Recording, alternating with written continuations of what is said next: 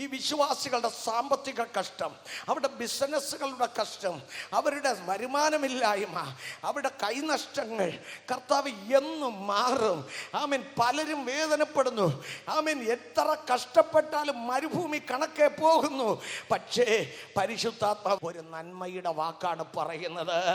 നിന്റെ മരുഭൂമി പച്ചപ്പുൽ മുളയ്ക്കാത്ത സ്ഥലം, ഏദേൻ തോട്ടം പോലെ സകലവിധ ഫലവൃക്ഷങ്ങളും സകലവിധ ഫലവൃക്ഷങ്ങളും സകലവിധ പൂക്കളും സകലവിധ പച്ചിപ്പൂകളുമുള്ള ഒരു ദേശമായി മാറ്റും.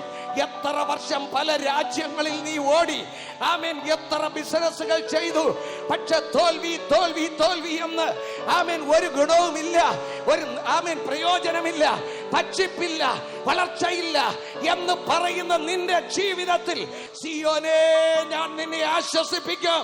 നിന്റെ പച്ചപ്പുല്ല് കിളിർക്കാത്ത മരുഭൂമിയെ ഏദേൻ പൂങ്കാവനമാക്കും.